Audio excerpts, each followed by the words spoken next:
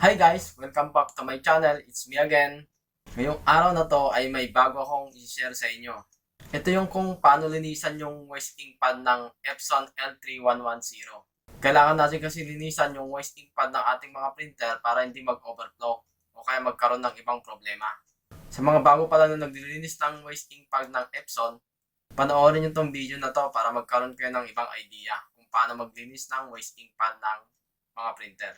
Bago yun, paklik naman yung subscribe button ng channel ko or pa-share na rin para lagi kayong updated sa mga panibagong videos tutorial.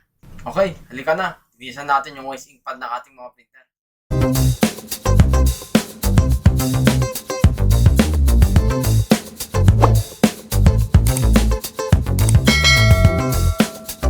Hello guys, nasa harapan tayo ngayon ng Epson na printer. Ngayon, ang una natin gagawin ay bubuksan natin yung takip ng waste ink pad ng Epson na L3110 na printer. Yan, tatanggalin muna natin yung tornilyo niya sa likod para makalas natin yung takip ng waste ink pad. Yan. Yan, tanggalin lang natin yung, slide lang natin yung takip niya para matanggal. Yan. Tapos, ang susunod natin gagawin ay tatanggalin natin yung isang tornilyo na nakatornilyo dun sa waste ink pad. Yan. Tanggalin muna natin yung tornilyo na yan para mahugot natin yan.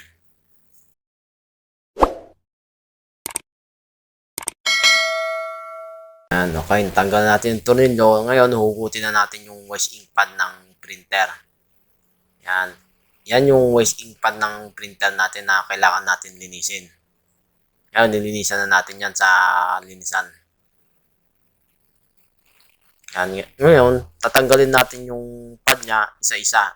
Kung ano yung pagkakatanggal mo dun sa pad, ganun din ang kamada niya dun sa lalagyan ng waste ink pad.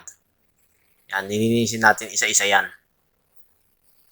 Yan, hugasan muna natin yung pinakatangki niya para malinis yan.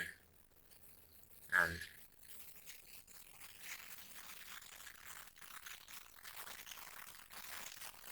Tapos, pipigain natin isa-isa yung waste ink pad ng printer na yan.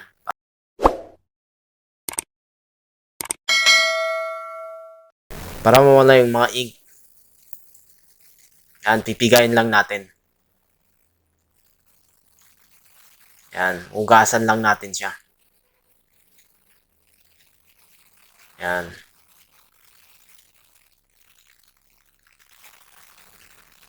Pagka nalinisan natin, ikakamada natin isa-isa yung pad na tinanggal natin. Yan. Ganyan lang yung maglinis ng waste ink pad ng printer sa Epson na L3110.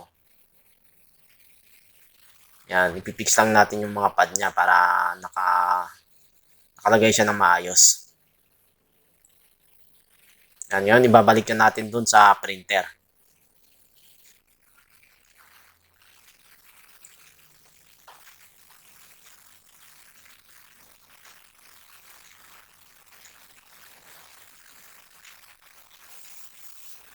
Yan.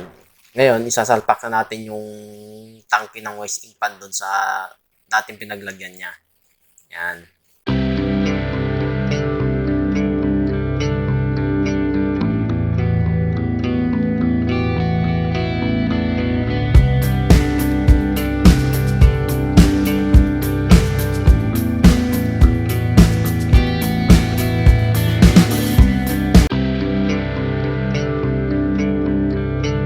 Ganun lang guys ang maglinis ng waste ink pad ng Epson na L3110.